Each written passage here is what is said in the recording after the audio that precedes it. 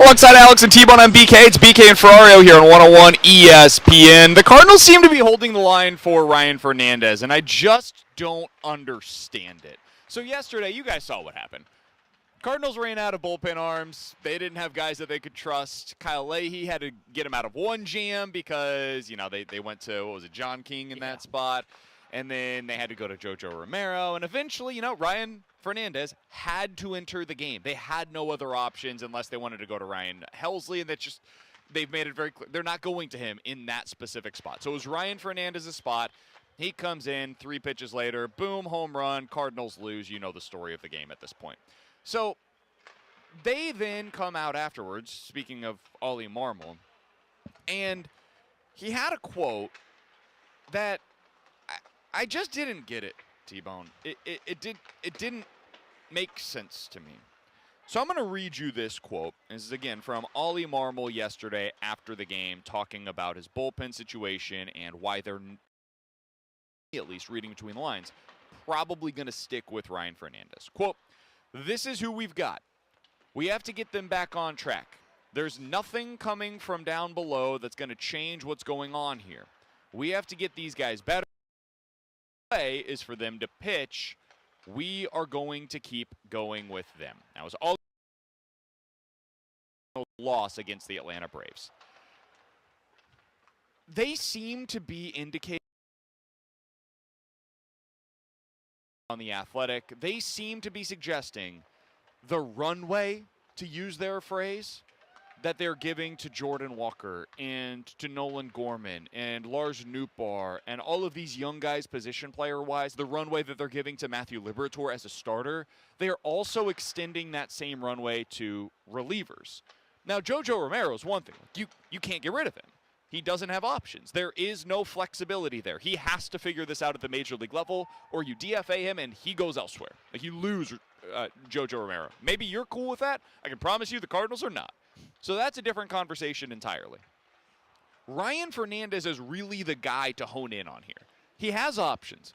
He could just be sent down to AAA.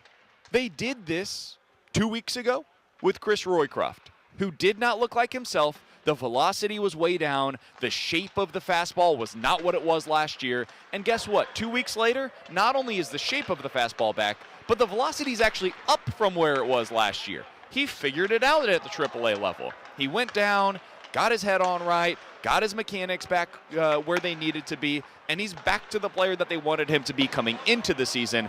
And a day, 2 days from now, when he's eligible to come back up from AAA, we might see him again. What I don't understand, guys, is why they are so reluctant to do the exact same thing with Ryan Fernandez. Guys, Nolan Gorman was booted from his spot going into opening day. He was the guy that they said openly, publicly, hey, listen, somebody's going to have to miss out on some at-bats because we have Victor Scott here. He earned that opportunity, and the guy that is going to lose those at-bats is Nolan Gorman. So they did it for Gorman. Steven Matz is not exactly a young player, but he's losing out on opportunities for starts right now, something they very rarely have done in the past. A veteran with a big paycheck is missing out on starts right now because they wanted to find out what they have with Matthew Liberatore. And it's a reliever, a seventh-inning reliever that had basically 2/3 of a good season, that you are dictating what you're going to be doing with your roster to manipulate things, to make sure that he figures this out at the big league level. I just don't get it. Riley O'Brien is pitching well down at AAA right now. Is he the answer? Is he going to solve everything that plagues this team? Of course not. No. Nobody's indicating that he would be. But you've got to try something different. Because you've tried this, and in 7 innings, he's allowed 15 hits. Ryan Fernandez is not figuring it out at the big league level right now. There's really no harm or foul to send him down, and there's a lot of harm that can be done by keeping him up. Am I crazy here? Am I the one that's taking crazy pills? No. Because I don't understand what's coming from the Cardinals. The Cardinals might tell you you're taking crazy pills, but they will, I promise. I don't think you are, because I don't understand how something like this isn't noticed and says, we need to have him go figure this out at the minor league level rather than continue to figure it out at the major league level, because you're not just working on certain things that aren't working at the major league level. You're working on your confidence, because every time you step in when you're Ryan Fernandez, you're thinking, I'm going to give up the game right now. To say that there's part of me wondered if this was manager speak of like, look, this is the team that I have and this is what we've got, so we're going with it unless Mo makes a change. But I also know that Ollie defends his guys, and part of me does believe that he sees Ryan Fernandez and says, yeah, we can work with it up here at the major league level. To say that we have nothing else on the minors isn't true. I mean, Riley O'Brien is a guy that you used last season. Is he a high leverage guy? No. But you know what? I'd say Ryan Fernandez isn't a high leverage guy right now. I'd say Jojo Romero isn't a high leverage guy right now. Right now you have two high leverage guys in your closer, and both guys' arms might be falling off for how much you've been using them. So we've seen Rodri Munoz, who's had some strikeout stuff at the major league level, and we've seen Riley O'Brien last season have some major league strikeout stuff. And you have a Matt Swanson up here who was a late innings pitcher in Memphis and was doing well for you. So to say that we don't have anything coming is just not true. I guess I'm not trying to be too aggressive with this, but like, you have pieces. You're just sticking with Ryan Fernandez, which to me just is not the right answer because the guy doesn't have confidence right now. T-Bone, you mentioned this yesterday on the Redbird Report, and I thought it was a really good point. They don't have answers on the left side. Like, the answers are not coming on the left side. If you think that that is why you need to stick with John King, Jojo Romero, and they have no other option with Jojo, literally, figuratively, and metaphorically speaking. He's the guy. He's got to get it figured out. On that side of things, totally fair. I get it. On the right-hand side of things, you may not have answers that solve the problems, but you at least have potential pieces that can help fix it. They can stop the bleeding for the here and now while Ryan Fernandez is trying to figure things out. And I want to make one thing clear. I'm not blaming Ollie for this. Nope. Ollie's the one that has to answer for it because he's the one that has the press conference after every game. This is not an Ollie Marmol decision, just as the roster choice between Sajaci and Siani and Luke and Baker, Burleson, whomever, that is not exclusively an Ollie decision. I'm sure he has input on that, but I do not believe that it is exclusive to him. John Mozeliak is the one that makes these choices. And if Mo wanted to make the move with one of those bullpen arms coming up to the big leagues and sending Ryan Fernandez down, that is his right. Mm-hmm. He gets to choose that. So let's make it clear where the criticism is going right now. I am not being critical yesterday for using Ryan Fernandez in that spot because he had no other option. And I am not being critical of Ollie Marmol for saying what he did necessarily yesterday. I just think it represents the viewpoint of the organization, given the fact that they have not made this shift.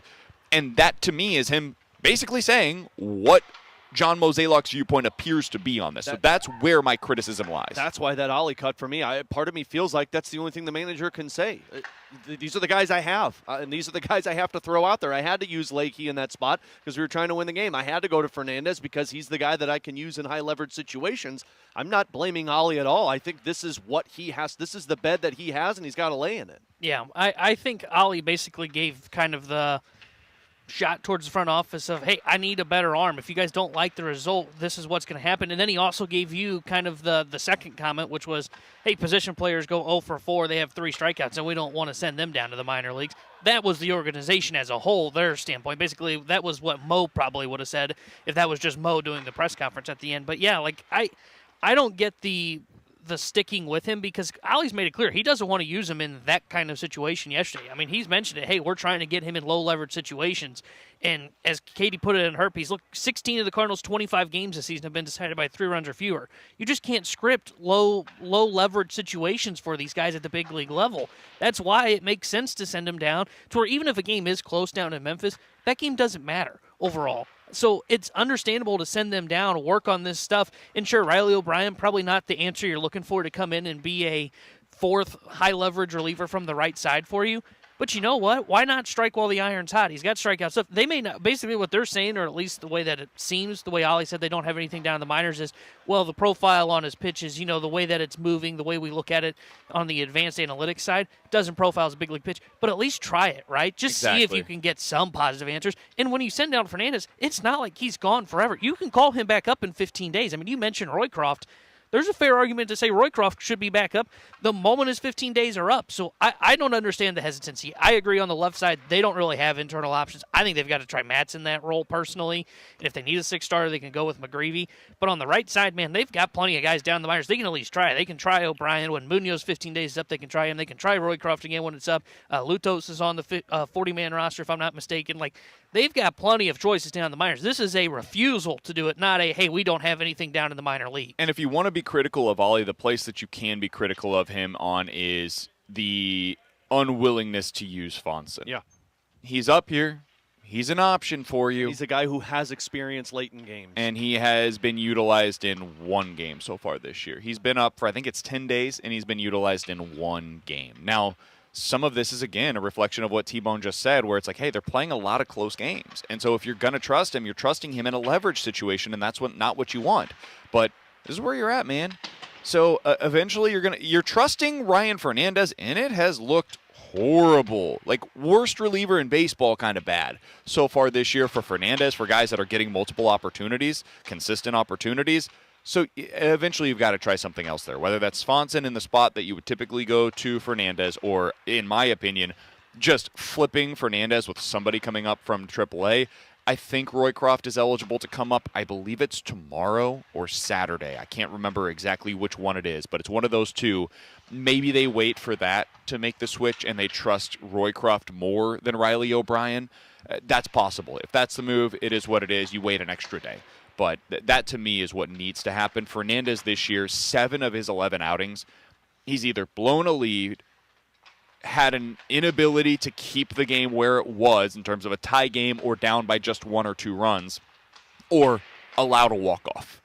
7 of his 11 appearances. At a certain point in time, whether that's for him, certainly, or for the rest of your team, you have that, I know we talked about this, Alex, previously with the Blues. You have that head dip moment where you're like, he walks into the game, oh boy, here we go again. Yeah, I mean, everybody can feel it. He's got no confidence, and that's the part that it's like, if I will be critical of Ollie, it would be there. I mean, I understand Svenson's not a guy you want to use in a high-leverage situation, but guess what? Ryan Fernandez is a guy that I don't know if I want to be using in a high-leverage situation, and I feel for the guy, because if you're him, you got to be thinking every time I step on the mound, I'm going to give up a hit. And the other thing I don't fully understand is, when did, abandoning the, and this is going to come off more negative than it sounds, but when did the winning decisions go away? Like, what I mean by that is, guys, if they fix the bullpen, this team, according to what the Pythagorean win-losses, which is basically on your run differential, this team should be 13-12. And I know the end goal is not, hey, we're just pushing to win, and that's going to lead to us potentially yo-yoing guys back and forth in the minor leagues. Okay, well, you're not doing that on the position player side, which is smart. We all agree that's what they should do. The rotation. Okay, I love that you did with Liberatore, and you're giving him runway. Same with an Andre Palante. The bullpen, though, is where we really want to continue to do this idea of, well, we got to give this runway for these young guys. Bullpens, man, is such a fickle business. That's what I don't understand is they seem to be thinking, well, if we set back Ryan Fernandez, then he's not going to be here in 3 years. Because I don't think Fernandez could be here in 3 years just in general, because that's how bullpen arms work. And again, they've already switched their feeling on Gorman 3 different times. Yeah. And we're less than a month into the regular season for them. So it doesn't hold water to me. And I think a lot of what they've done this year, roster-wise, has made a lot of sense. This is one spot where I think they're just being stubborn for no reason. And we've seen this happen in previous years where their reluctance to make moves, their hesitance to go ahead and make a switch somewhere results on the season snowballing on them, and it's just too late before they're able to get out of it. They put themselves into such a hole that there's no way to be able to make it back. All right, he's Alex. That's T-Bone on BK. It's BK and Ferrario here on 101 ESPN. 314-399-9646 is the Air Comfort Service X line to get involved in the show. Gets questions and answers in about 15 minutes. By the way, I do believe the YouTube audio is back up and running, so if you typically like watching over there, we are broadcasting live from Enterprise Center today, so you can check us out with the backdrop of the Blues booth up here. That is at youtube.com/101ESPN-STL. Coming up next, we'll give you our final thoughts leading into round 1 of the NFL draft, which will also take place tonight. We'll give those to you next here on 101 ESPN.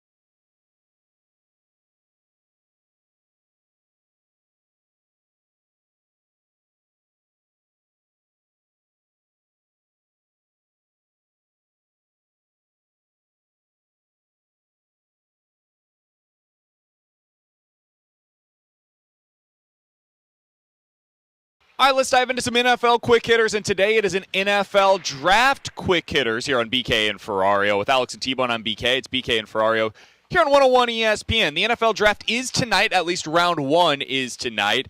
And boys, I wanted to get your final thoughts leading into this one. Everybody seems to have a consensus that number one overall to the Tennessee Titans, it will be Cam Ward. He's going to be the next quarterback of the Titans, the former Miami quarterback. Number two is where things get somewhat interesting, but it seems like most are suggesting at this point it's going to be Travis Hunter, the two-way player from Colorado. He has told the NFL he wants to be announced as a wide receiver and a cornerback tonight. He is adamant he will be a two-way player in the NFL, and it sounds like that will be happening for the Cleveland Browns. If I was the guy that announces him, I would just call him a wide receiver. Roger Goodell. Just don't tell me what to do. And then at number three, that's where it really gets interesting, because I don't think anybody has a true idea of what the New York Giants are going to do. Mm-hmm. Could they take a quarterback? Possible. Could they go Abdul Carter, the seemingly best player available at that spot? Defensive end out of Penn State seems like right now the most likely possibility. Could they go with something else? Maybe the owner gets involved and says, hey, I hate that you guys got rid of Saquon Barkley. The best player in this year's draft is Ashton Genty. Let's get him. We don't have a quarterback. Let's just get a really great running back that we can build our team around. It worked so well for us last time with Saquon. Wild. I don't think it's what they're going to do, but I think there's been a little bit too much of a consensus among some that they'll take Abdul Carter. How do you guys feel about number three overall with the Giants, Alex? I think it should be Abdul Carter or trade down. Like if you're the Giants and you don't want to take Abdul Carter and you desperately want to take the quarterback, then trade down and get more picks. Get your quarterback later on in the draft. Don't waste a third overall pick on a quarterback that doesn't resemble a third overall pick. If it's me, look, I get my quarterback in the second round if he's there, or I go get next year. Like, get the best player in the draft available to you. I mean, Abdul Carter is a difference maker. We've seen this before of a defensive edge rusher to change the way a team looks. Go get the best player, and then if you're the Giants, hopefully your scouting department can find a quarterback later in this draft or just focus on it next year. You're not going to win this year. And over at The Athletic, their latest mock draft has the Giants trading back up into the back end of the first round with the LA Rams, actually, T-Bone, to take Jackson Dart. That, to me, is probably the biggest storyline of tonight's first round is, okay, we know Cam Ward's going one. What about the other quarterbacks? What about Jackson Dart? What about Shedeur Sanders? I found it really interesting. I did not have Shedeur Sanders going in the first round in this mock draft over at The Athletic. There seems to be some buzz this week that he might not be even the number two quarterback on a lot of these teams' boards. So, T-Bone, when you think about the quarterbacks and where they could go tonight, do you think we see one? Do we see two? Do we see three? Could we see four? What do you think about the quarterback position tonight in the first round? I think we see two. I think it's going to be Cam Ward. I think Shedor's a first-round pick. I think we're going to see somebody. Somebody's lying. That's what I think. What? I know. In the draft? It's silly season. I think somebody's lying, and they're going to take Shedeur Sanders. I don't know who that is. I'm still skeptical that the Giants are going to do the whole, hey, we're going to take an edge rusher, because that is such a desperate front office. So you know what you need to win in the NFL? A quarterback, not an edge rusher. So I still think the Giants are going to be the team that takes him. Now, whether that's at 3 or they trade high up into the first round again to go and get him, I'm not buying the smoke that Jackson Dart's a first-round pick or Jalen Milroe's a first-round pick or Shove or whatever that guy's name is from Blue. I don't think those guys are first-round picks. This feels a lot like, I think it was Will Levis a couple years ago, where it was Will Levis is a first-round pick. Oh, all these teams really like him. They might trade back into the first round. And you know what happened? He fell to the second round. It could be that, or it could be what happened with Pittsburgh 4 years ago now with Kenny Pickett, where we were all like, that guy's not a first-round pick. Like, I've watched Kenny Pickett play. He's fine. That does not look like a first-rounder to me. And then they took him. Yep. And they were like, you know what? We're going to take him right here. Or last year, Bo Nix.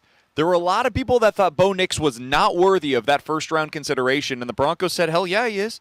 And he ended up being a pretty darn good first-round player for them last year. He looks to be a franchise quarterback for the Broncos. Maybe you think his ceiling is limited, but the guy helped them get right to the cusp of the playoffs last year. So I do agree with you, T-Bone. I don't view Jackson Dart as a first-round type of player. I don't view Jalen Milroe as a first-round type of player. I'm not even sure that I'm convinced that Shedeur Sanders should be a first-round player. But the quarterback position is just different. And if you think there's a 20 to 30% chance, especially in a draft that seems to be pretty down compared to a typical year, that guy becomes a starter a legit starting caliber quarterback in the NFL, that's worth a shot. So if you're one of these teams picking, I would say like 15 to 30 in that range, I get it if you decide to take one of these guys. The teams that I'm really honing in on, the Giants, you mentioned them. I don't think at 3, but could they trade back up to the first round from that early second-round pick? Sure, I could see that. I could see the Steelers going with this. Maybe if the Saints decide to trade down, they could be a team that ends up taking one of those guys. And I still believe, T-Bone, I mentioned it yesterday, I will say it again today, I think we should keep an eye on the Rams in the back half of the first round.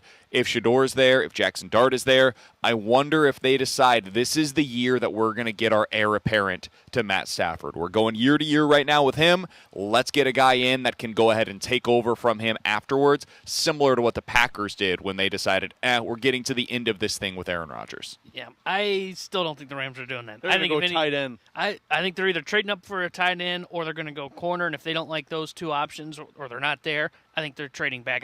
They seem to be a team that wants to trade back as well. I don't think they're going quarterback. I think it would be stupid to go quarterback if I'm being honest. I'm with BK. I think if Shador's there, they're going after him. I think he makes all the sense in the world for their offense. Yep. He's accurate. He is a guy that will get there on time. I think he makes so much sense for a Shanahan offense, for a McVay offense. He's got a little bit of athleticism, but he's not like a runner or anything like that. I think he makes a lot of sense. And the guy that I think makes the most sense for the Steelers is one of two, either Jackson Dart or if they want to go kind of off the board, Jalen Milroe to me still makes a lot of sense for them. I would not take him in the first round, but dude, he has crazy athleticism. I saw Nick Saban saying yesterday he does something that nobody else in this year's draft does, and it's the ability that he has with his legs. He could run for 1,000 yards in the NFL as a quarterback. That is the kind of ability that he has as a runner. Yeah, and then he makes dumb mistakes as well. Totally. Like, he may do the thing that you just said there, which is like he will do something that other quarterbacks don't do in the NFL. He'll also have the Will Levis moments where it's like, yes. Oh, what did we see on that play, Jalen? Do you guys have anything else that you're monitoring tonight in the first round? Last thing as we go through the NFL draft quick hitters here in BK and Ferrario, is there any other like top storyline that you are going to be monitoring or that you find particularly compelling going into the first round of the draft? I think we talked a little bit about this yesterday. I'm fascinated to see where the tight end Warren and the running back Genty go, because that is not a position that you typically talk about being, whether it be top 10 or even top 15. You just don't see it very often. To me, those are typically way too high a picks to make those moves. Now, granted, Brock Bowers worked out okay for the Raiders last year when they made that move. I'm fascinated to see where those guys go, because you're right. I mean, it is a weak draft, and that could lead to where people look at a Genty and say, well, maybe we do take him in the top 10, or a Warren, and they say we take this guy in the top 10 because they're the only difference makers on the offensive side of the ball. So I'm fascinated to see where those two go tonight. Yeah, mine's Genty because I'm curious who gets aggressive. We talked yesterday about like Dallas or Vegas or New England. Like somebody, do they try and get aggressive? My other one is just the wide receiver. Typically, that's the exciting one that everybody likes to talk about. But man, it sure sounds like the wide receivers after Travis Hunter aren't that appealing this draft. Yeah, there's one, Ted McMillan, the guy from Arizona, that everybody seems to agree is a top 15 to 20 player, but there are questions out there lingering. Some teams have questioned, is this guy truly committed to the game? So we'll see what happens with him. And then the other... Sorry, go ahead. The other one is Matthew Golden, wide receiver out of Texas. It sounds like he's very likely to go in the first round. He's a speed receiver, not quite to the degree that Xavier Worthy was from Texas last year, but similar in terms of the way that he wins. Where's our boy going that had 3.5 total sacks in college? Shamar Stewart. Let's find out where our boy's going. 4.5 is what he ended up with. Let's not shortchange him. Don't take that one away. They had him going at number 27 overall in the athletics mock draft. Shamar Stewart, the Texas A&M edge rusher to the Baltimore Ravens. So it was basically they were lying to us with all the rumors of like, hey, he could go top 5. We'll see. Could still be a top 10 to top 15 pick. I have no idea what this year's class. We did get a few people that texted in. BK, any thoughts on what the Chiefs will do at 31 overall? It is as wide open of a draft for the Chiefs as I can remember. I wrote a piece about this a couple of days ago now. And my point was basically like, could they go with a running back? Sure. Could they take a defensive end, offensive tackle, wide receiver, safety, corner? Yeah, possibly. Any of those things are on the table. I do not think they'll take an interior offensive lineman. I obviously don't think they're going to take a quarterback. And I do not believe that they will take a linebacker at 31. Other than that, you could convince me of anything. And that's both a reflection of this year's draft, the talent that will be available to them, And also, it is a reflection of where they are at as a team. They have a lot of places where they could conceivably upgrade with the first-round talent, and very few spots that you look at and say, oof, huge hole there, because they did spend on a left tackle this year that at least has the chance to be a starter for them in free agency. But if I had to place a bet today, what do I think they'll do? My guess is they either move up a little bit or stick and pick and take an offensive tackle at 31. That's my guess, but could they take a running back? Yeah, I could see it take a running back or any of those other positions that I listed. By the way, I asked you guys what your storyline is that you're monitoring. For me, it is the running backs. How many go? We know Ashton Genty will. We think Omarion Hampton will, the running back out of North Carolina. Could Travion Henderson end up as a first-round selection? I think it's possible. Could the other running back from Ohio State end up in the first round this year with Judkins? Possibly. So we'll see how many are able to go in the first round this year. That was the storyline of the 2024 NFL season. Could it be something that also translates to the 2025 NFL draft? In 15 minutes, we're talking to our guy, Joey Vitale, Blues analyst for 101 ESPN and FanDuel Sports Midwest. But next, 314-399-9646 is the Air Comfort Service text line for questions and answers here on BK.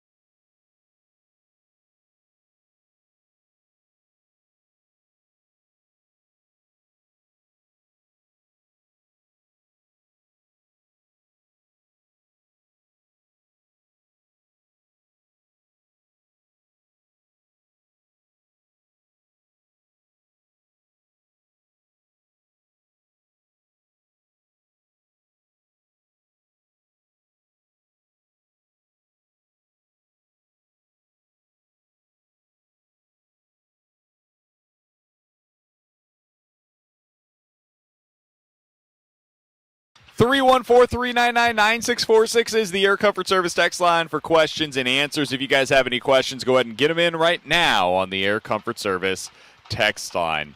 From the 618. Guys, why would the Giants take an edge rusher when they have two studs on the edge? I don't know, because he's the best player that's available Make for your him. defense better than what it is already. Yep, there you go. You know, Dable's got to stick with the quarterback he's got, so you might as well make your defense good. From the 314, will Brady Cook be drafted? Maybe on day 3. Oh, I was going to say, hopefully that wasn't a day 1 question. No. If he's going to be drafted, it'll be like the 7th round. 5th to 7th. Yeah, something Mr. like that. Irrelevant. He had a good combine, so I think there's a chance he will be drafted day 3. But he always takes a chance on those quarterbacks just to see what they got, and if you cut him in camp, you cut him in. And then when they end up being right and like Brady Cook's like the starting quarterback for, I don't know, the Giants. How'd that go for Drew Lock? You know those organizations like, we saw this. All like, no, you didn't. You guessed. Quit lying. You mentioned the guy that I think he could have a similar career to, Alex. That's who I was I think he could be pretty similar to Drew Lock. He does not have the same tools as Drew Lock. He doesn't have the same arm as Drew Lock, but he's super athletic. There are a lot of teams that have an athletic number 1 quarterback right now that want to have a similar offense if their quarterback goes down. So he could be a backup to one of those guys. I could see something like that. From the 314, guys, if the season were to get out of hand, would you consider trading Donovan with his value at its peak, or would you continue keeping him for the future? To me, Saggy T, God, I hate that name. God, it's terrible. Could take his place and perform, but removing Donovan could hurt for the next couple of years if you're the Cardinals. How would you view that, T-Bone? I like how you start with me because I wouldn't sign him to a contract extension. I would not trade Donovan. I think you hold on to him. Lock him up. No, I don't know if I'd still sign him to a contract extension, but I would hang on to him because he's kind of – I don't buy into this, but I know the Cardinals and most franchises do. He's the leader in that locker room right now, and I think you hold on to that guy because they can fix their bullpen, their rotation within the first year or two of Hein Bloom and be back into a playoff conversation. So I wouldn't. I would just look to move on from – To me, he's a member of your core the way that last year the Blues decided Pavel Buchnevich is a member of their core. Oh, well, they were potentially wrong on that one. Sure, and it might end up being wrong for the Cardinals, but you have to make decisions on these guys. The Blues decided that Pavel Buchnevich was going to be a part of it, and they rewarded him with a massive contract. The nice thing about the Cardinals situation with Brendan Donovan, even if you want to give him a contract extension, it will not have to be to the same degree as what Pavel Buchnevich got for the Blues because he's not close to free agency. But the ages are somewhat similar there in terms of where they're at in their respective careers, kind of similar. I think he's going to be around for the long haul. I don't expect or believe that the Cardinals should or would trade Brendan Donovan, even if they're out of it this year. I mean, here's my question to the person asking that. What are you hoping to get in a trade with Brendan Donovan? I think you could get a lot. Probably. I think Brendan Donovan is a super valuable piece. But are you going? I mean, what are you going to get trading him that makes you closer to competing next year? I bet for Brendan Donovan, you could get a guy that would be the number 1 starting pitching prospect in your system. Yeah, all for it. But then your offense is now you're not only searching for another piece that is a really good offensive weapon, but you're also still searching for that star. You're talking to the guy that agrees with you. I'm just presenting the other side. Well, if you were wondering what you tone. could get, I a lot. I think Brendan Donovan might be the number 1 trade chip that you currently have to offer. Maybe Ivan Herrera, depending on how teams view him as a cat. But I think Brendan Donovan might be either 1 or 2 on that list. Coming up next, Joey Vitale, Blues analyst, joins us here on BK.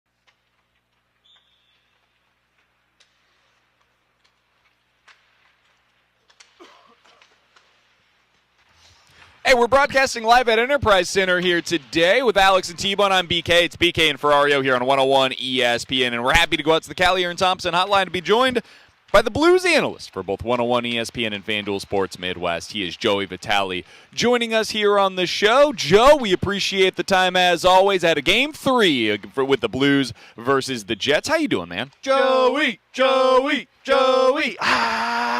you happy you're not in Winnipeg anymore? Yeah, might as well. Yeah, I got a sleeping bag back here. So He sleeps in a sleeping bag whenever he goes on the road anyways, Joe. It's all good. Yeah, so I'm just, I got to change of clothes too, so we'll be good to go. Oh. Well, good news, Joe. You get to do post-game too, so we'll try and keep you here till like 1:30. It'll be great. I'm sure we'll have a double overtime game tonight as well. There'll be a little bit of a late start probably. I know the Wild started at like 10 the other night, so it'll be great, Joe.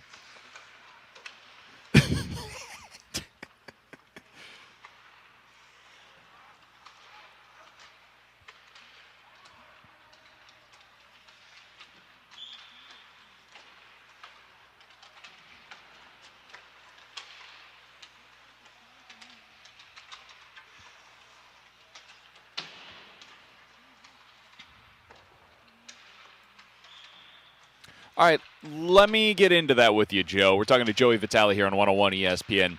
If you were someone that believes the Blues will be able to get back into this series, they'll be able to make it interesting, maybe win these next couple of games at home, what would give you that confidence, Joe?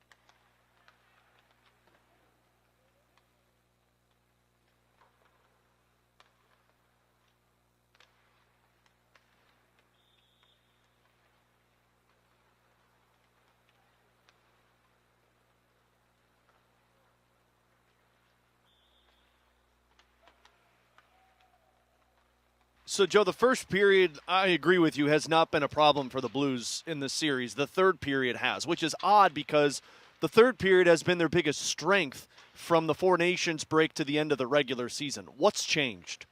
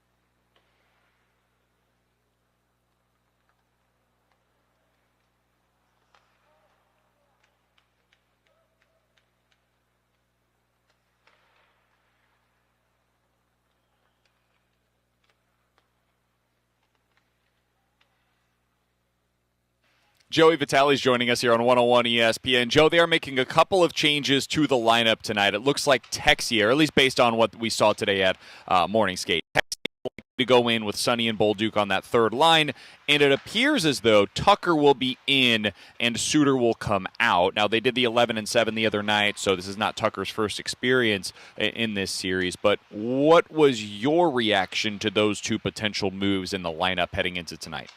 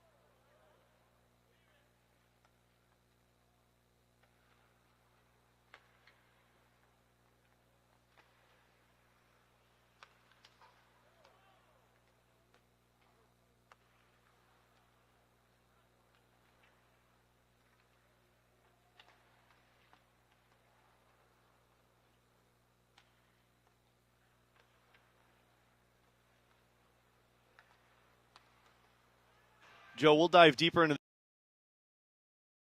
who's played playoff hockey. There's been a massive emphasis for the Blues of their own end protecting the front of the net. How do you take the next step of trying to infiltrate the front of the net for the Winnipeg Jets side?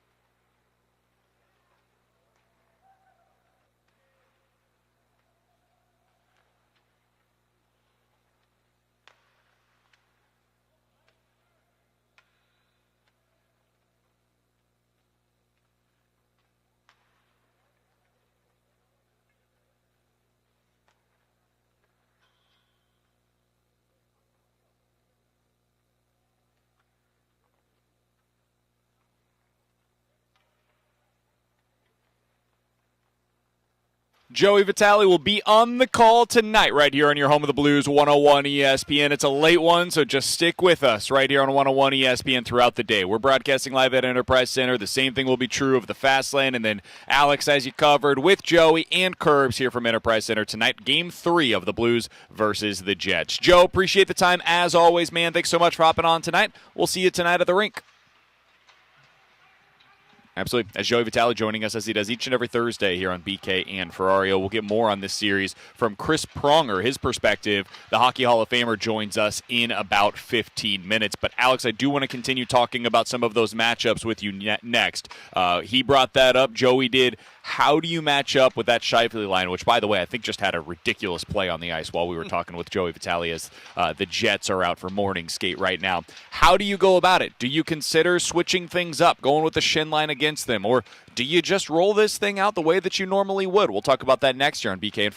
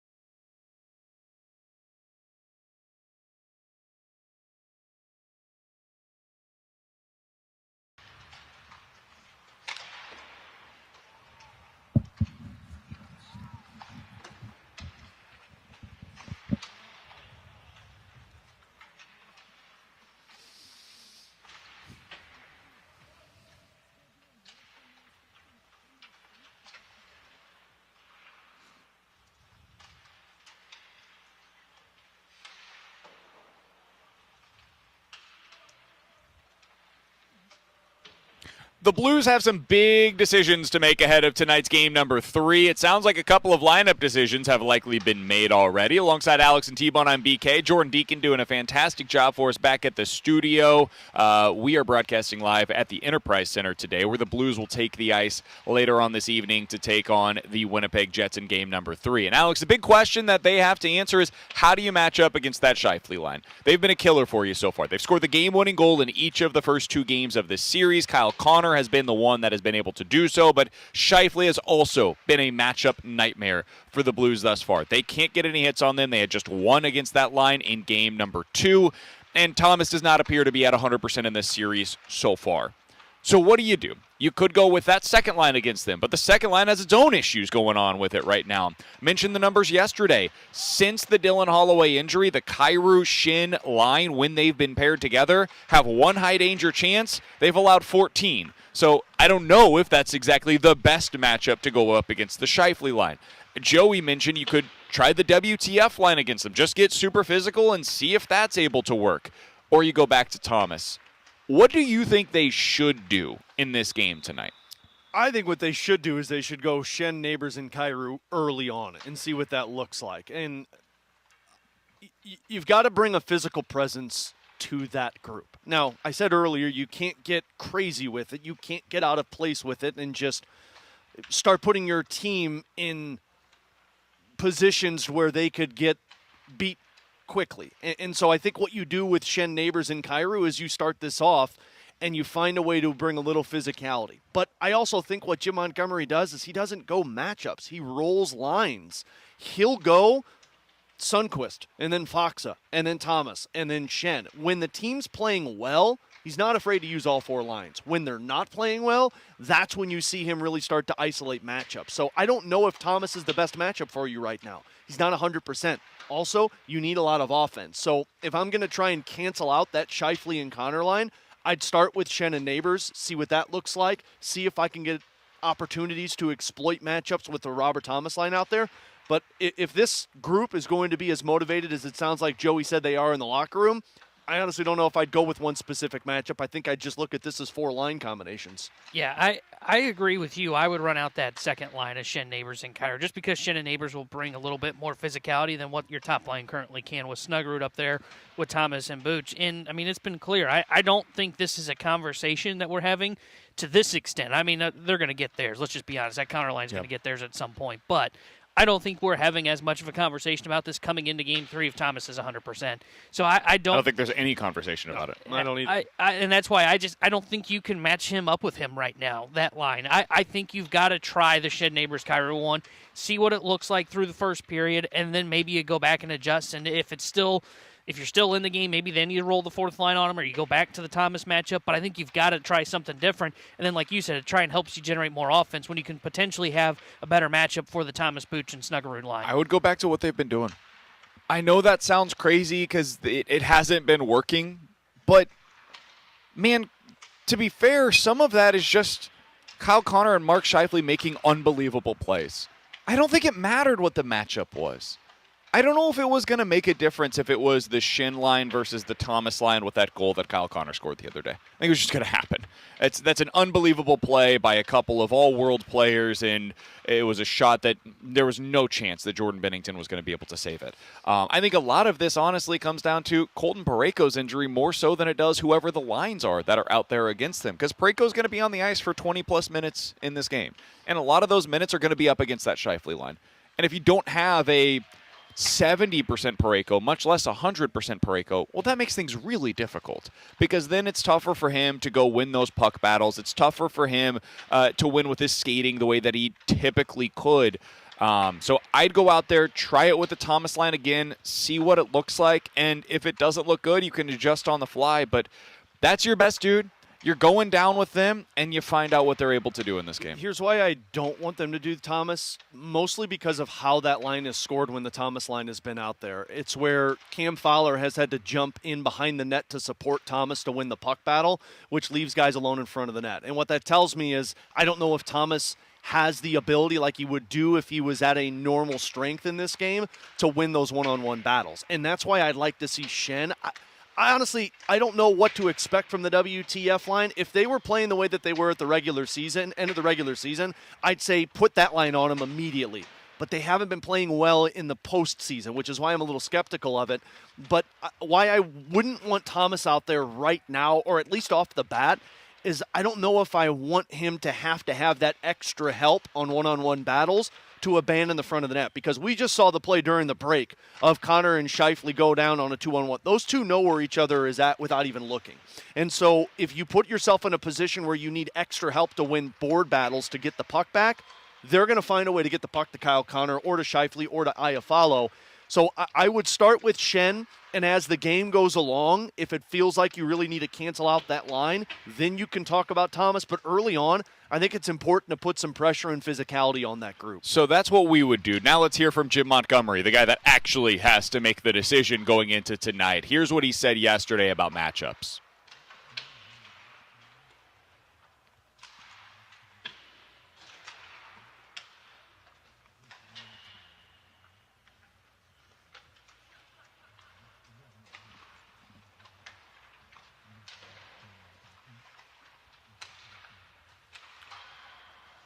Not a hard match guy, but it is an advantage. So it sure sounds like he's at least going to play to that in some way going into tonight's game. I think it's one of the biggest storylines heading into this one, man, is what they decide to do against Scheifele and Connor, because they have been the ones that have dictated the terms of this series thus far. The Winnipeg Jets have two players that have more than 2 points so far in the series. It's Scheifele with 5 and Kyle Connor with 4. Those guys are +4 on the series. Iafallo, who is their line mate, is a +3. Everybody else is 2 or less. It's very clear where this series has been won or lost. Sometimes it can be like 2019 for the Blues. A big part of that series was the third and fourth lines, or that postseason, really.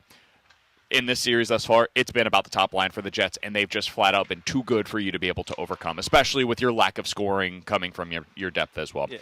He's Alex Ferrario, that's Tanner Hendrickson, and I'm Brandon Kiley. Coming up in 15 minutes, we're going to dive into the junk drawer. I don't know if you guys have seen this yet, but John Gruden was sent a care package from the St. Louis Blues earlier this morning. We'll let you hear what he had to say about that. That's coming up in 15 minutes. But next, the Hockey Hall of Famer, former Blues defenseman, Chris Pronger is going to give us his thoughts leading into game number 3 of the first round series between the Jets and the Blues. Pronger next here on 101 ESPN.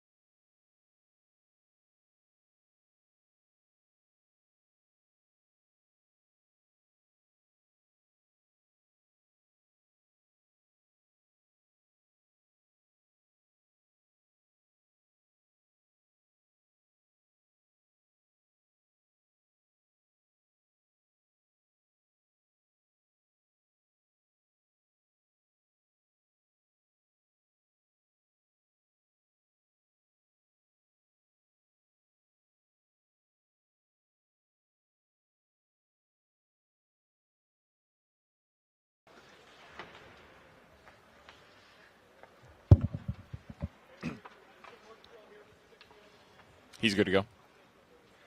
Cool.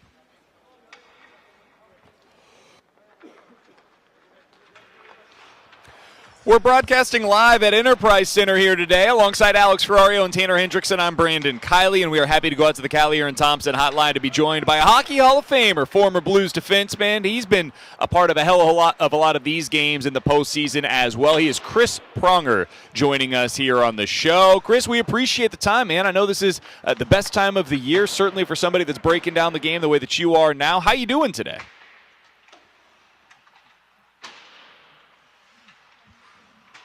Makes you miss hockey a little bit, doesn't it, Prongs?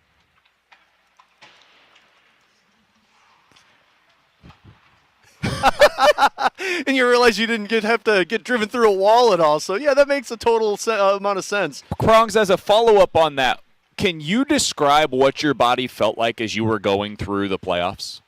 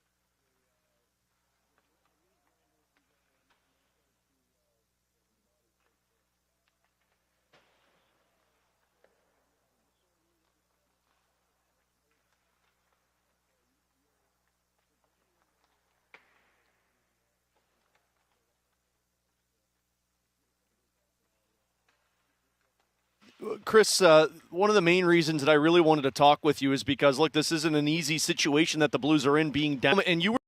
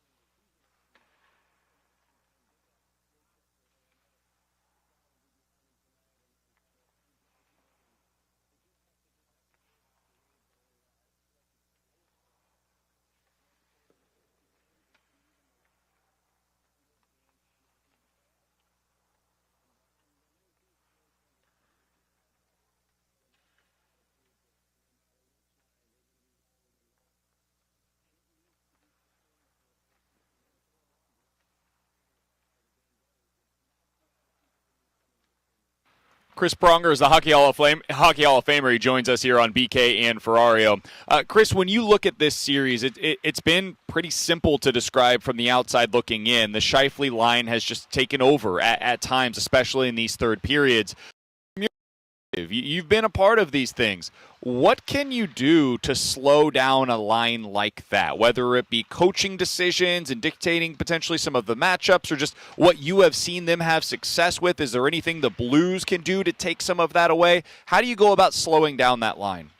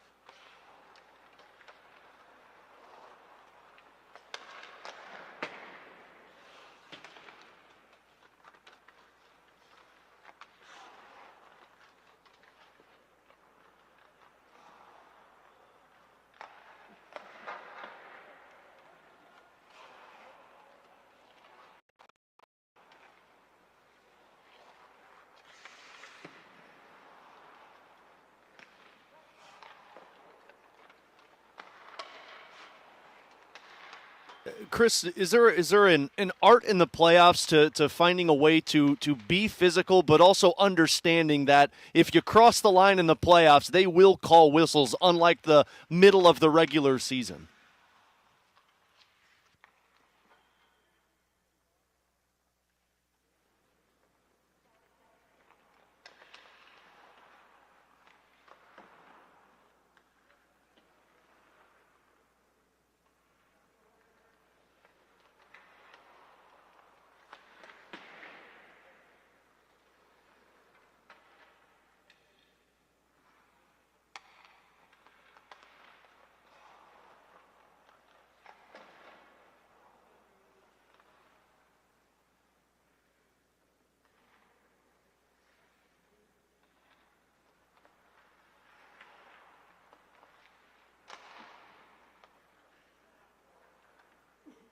Chris Pronger is our guest for just another couple of minutes here on 101 ESPN. Chris, you played in a career 173 playoff games. 85 of those were here with the St. Louis Blues. The Blues have a lot of guys that are playing in their first ever playoff games right now, and this is going to be their first home game tonight here in St. Louis. I just want to take you back, if you can, to like the mid-'90s when you had that first opportunity to play in playoff games with the Blues. What was that experience like for you, and what did that open up for you in the rest of your career? What did you learn from those first opportunities to play playoff hockey?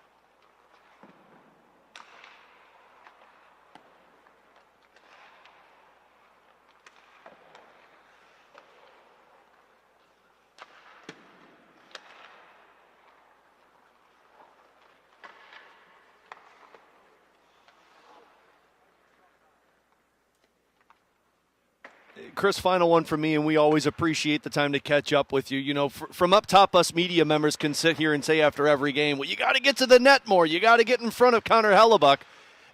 You mastered the art of making sure guys wouldn't go to the front of the net. Now, I know the game has obviously changed, but if you're in that locker room, what's the conversation like of trying to make life more difficult for Connor Hellebuck?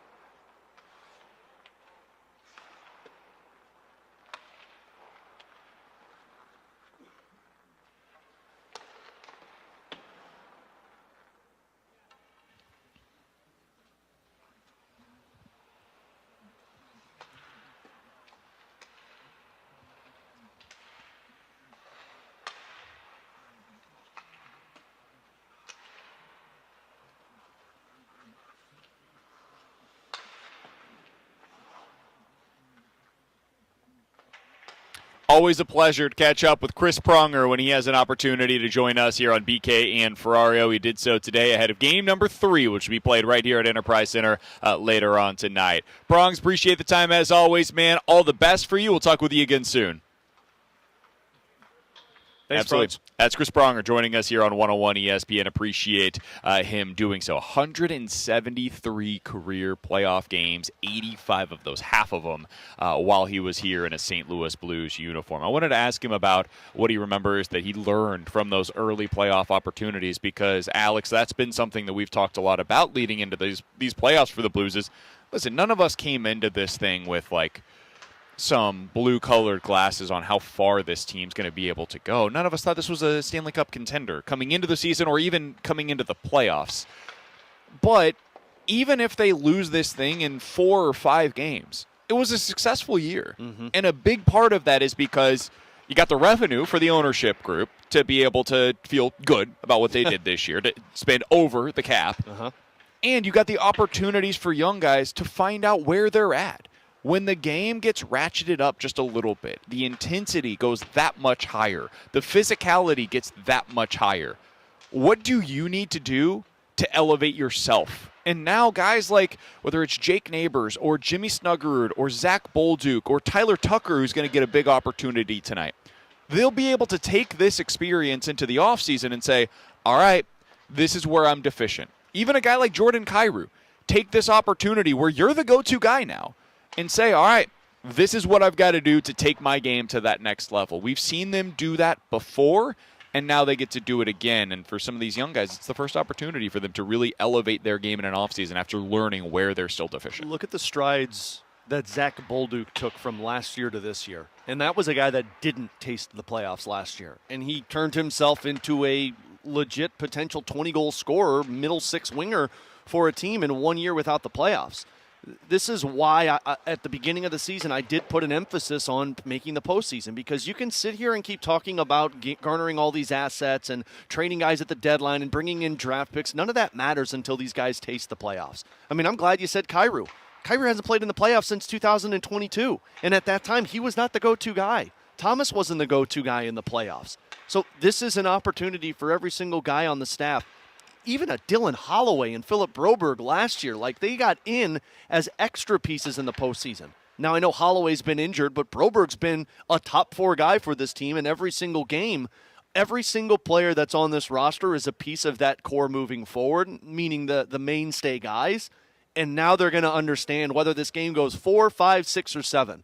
Cool. Now we know what level our game needs to be at, and that benefits the regular season, because to know how to get to the postseason, you're going to think back to the grueling punishment that you took on for 2.5 months from February to the end of the season and say, you know what, if we don't put ourselves through that, maybe we have a little bit more to get deeper into the playoffs. So it benefits everything for this roster. Blues back in action tonight against the Winnipeg Jets. It's Game 3 on home ice this time around for the Blues versus the Jets here at Enterprise Center, where we are broadcasting live today. We've got you till 2 o'clock. The Fast Lane will take over here at Enterprise Center coming up at 2. They'll be here until 6. So all the Blues coverage you could possibly ask for is right here on your home of the Blues, 101 ESPN. Puck drop at 8:30. Alex Ferrario begins with pregame coverage starting at 7:30. I will be here for that. T-Bone will be here for that as well. We got all the Blues coverage you could possibly ask for right here. You guys didn't sound very excited about it. On 101 ESPN. A little bit of news to pass along. This comes from the NFL ahead of tonight's NFL draft. According to Josina Anderson, Breece Hall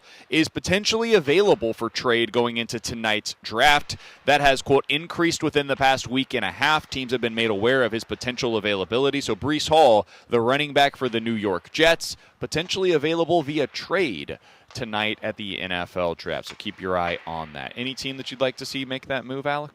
Yeah, sure. Dallas. Dallas would be a good one.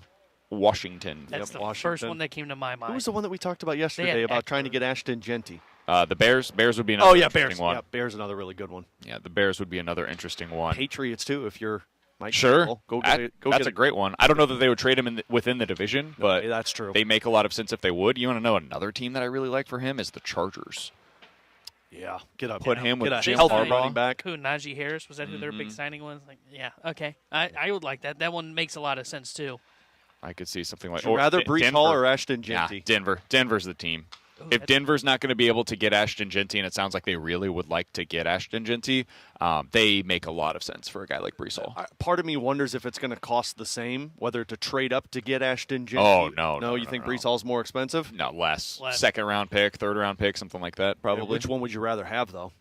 I'd rather have Genty, but if I have to trade, I'm moving up, and I have to trade my second and more to do that. Yeah, I'd just rather trade a second-round pick to go get the running back, and I still got my first-round pick to be able to utilize on something else. I agree.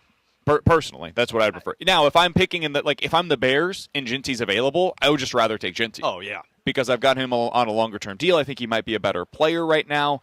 But if I have to move up to get Genty, or I can trade a lower pick to be able to acquire Brees Hall, I would rather do that if I'm one of those other teams.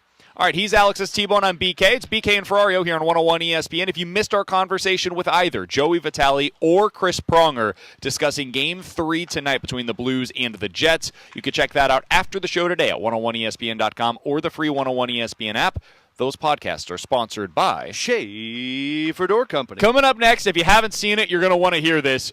John Gruden was sent a Blues care package, including a Jordan Bennington signed jersey.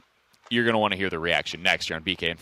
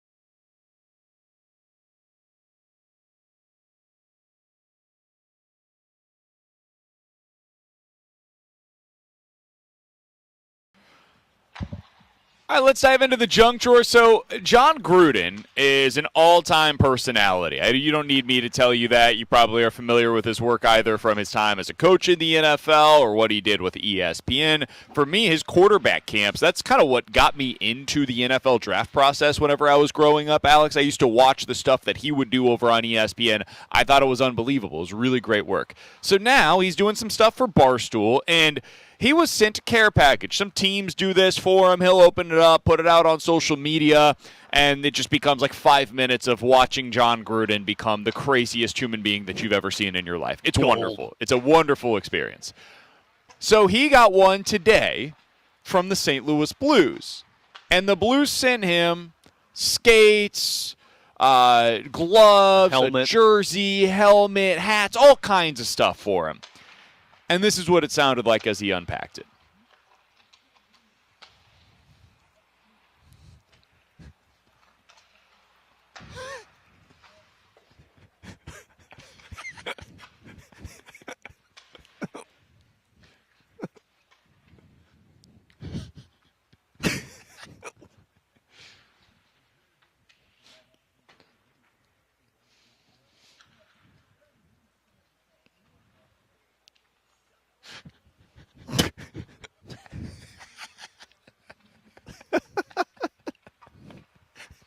I just love the shouting out Cape Girardeau.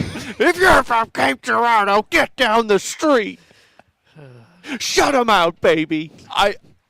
I know, like, the most famous version of this is Berube before the Stanley Cup final, Game 7, and the speech that he gave to everybody, right? Like, that's the one that we'll forever remember here in St. Louis. Yeah. Can you imagine if they just played that at Enterprise Center, though, right before the game tonight on the big screen? I don't know if it'll be before the game. It'll be during an intermission, or it'll be during a pre-whistle before they drop the puck. I guarantee you they will be playing the video of Gruden tonight. That'll be amazing. This place will erupt. It'll be electric. Yeah. He's wearing, by the way, in this, you mentioned this to us, Alex, off air.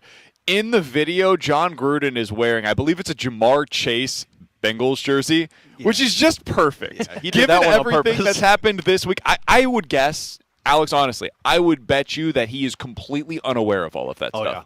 It just happened to be what he was wearing as he was unpacking this stuff from the Blues.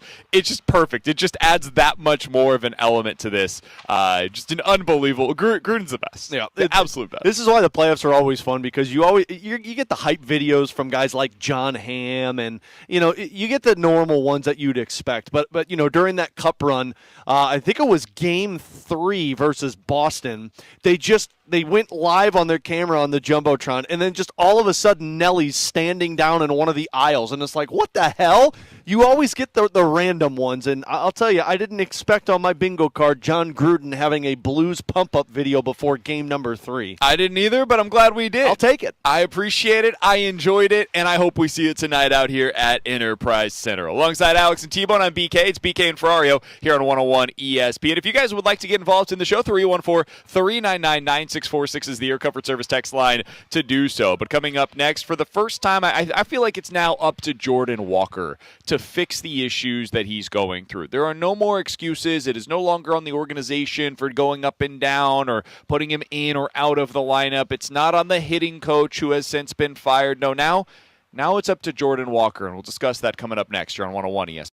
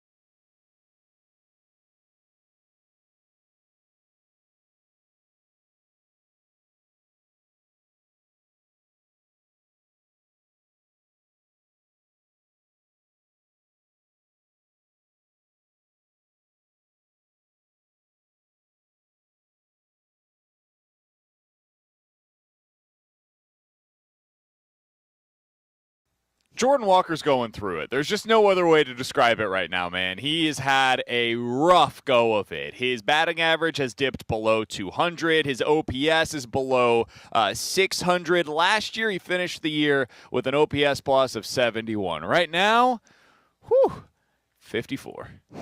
Somehow it is worse than it was last year. It does not necessarily look worse when you're watching the games, but the overall results are indeed worse. Alongside Alex and T-Bone, I'm BK. It's BK and Ferrario here on 101 ESPN. T-Bone, I remember we did the Redbird report, and coming off of that Pittsburgh Pirates series, we were both like, the numbers aren't all that bad. He's batting .285. No, the power's not there, but it does look like a lot of the stuff under the hood suggests regression could be coming, and it could be coming in a pretty significant way for him, and it has indeed. Since that Pirates series, he has played in 12 games. He is 6 for 47. That's good for a 128 batting average. He has 1 double, 1 home run, 16 strikeouts in 47 at-bats. He's only walked twice. And I believe, if I'm not mistaken, both of those walks came in that game against Atlanta a couple of nights ago. The reason I wanted to bring this up, Alex, is because I do like that there's not a bunch of calls for like, get Walker out of the lineup, this guy's a bum, or anything like that. There shouldn't be. Jordan Walker should be in the lineup every day.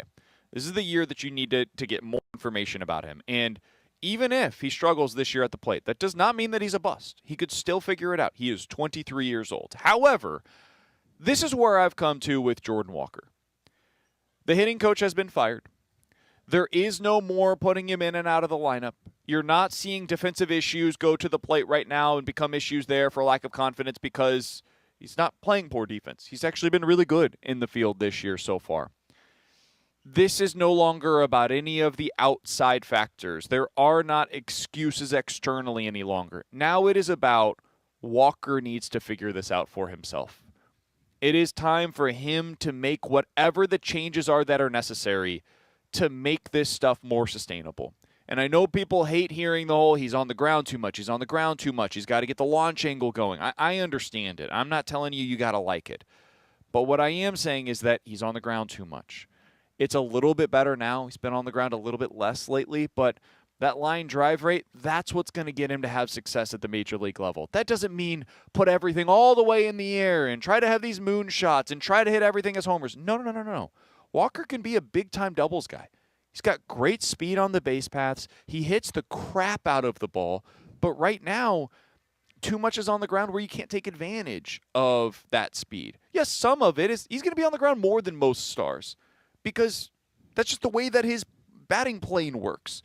But if he doesn't make the adjustments that are necessary, if he continues to go back to, and it looks like he's done this right now, if he goes back to what he was doing early last season, he's going to continue getting these kinds of results. So I'm fascinated to see what the next month or so looks like for Jordan Walker. I'm rooting for him, man. He's a good kid. He's clearly put in the necessary work to become a good outfielder. But right now, we're seeing him go through it in a big way at the major league level, and he's going to have to make the necessary adjustments again. He's got the right hitting coach, I believe, in place to make it work. He's working with all of the other young guys.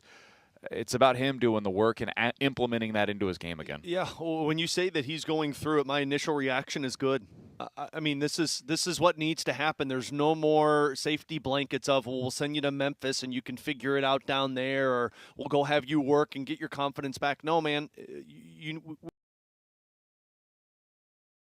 And look, Victor Scott went through it already this season, and he dug himself out of it. Alec Burleson is currently going through it, and he'll dig himself out of it. Looked like he might have done so yesterday. Wilson Contreras, a guy who is a longtime veteran, is going through it this season, and you expect him to dig himself out of it.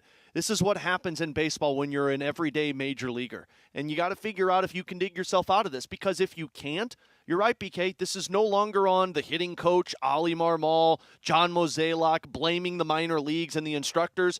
This is on Jordan Walker. Brant Brown is obviously having a lot of success with a lot of these young guys, i.e. Victor Scott, Lars Nootbaar, heck, even a Luken Baker who's been just an everyday minor leaguer, and he's looking like a guy who can adapt to the major league level. At the end of this season, if you end it by saying, hey, he played 145 games and he was not good, well, then you have your answer. You have your answer of, look, Jordan Walker is going to be a guy that goes through the highs and goes through the lows, and are you okay with that as an organization?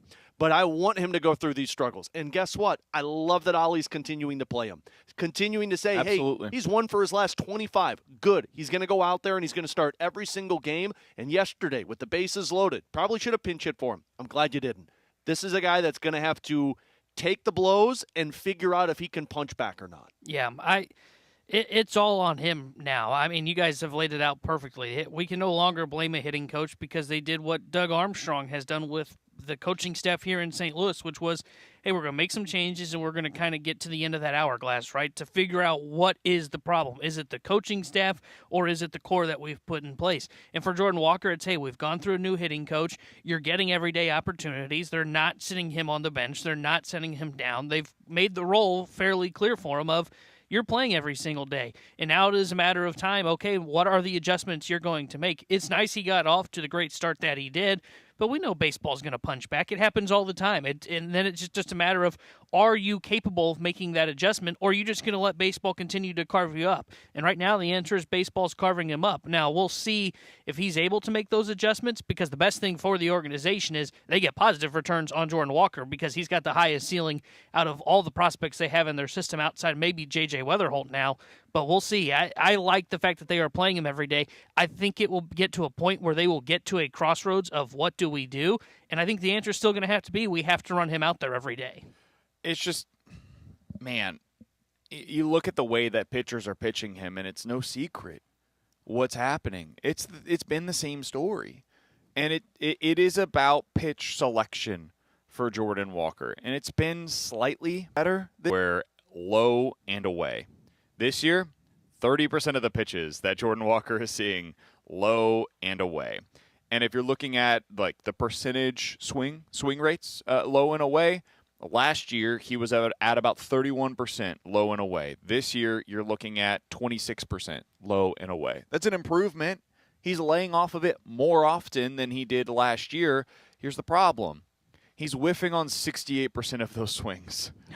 Last year it was 69%. So when he does offer at those pitches that are low and away, the results are just absolutely atrocious. He has no chance against those breaking balls. So far this year, he has seen an at-bat end with him seeing a breaking pitch 27 times.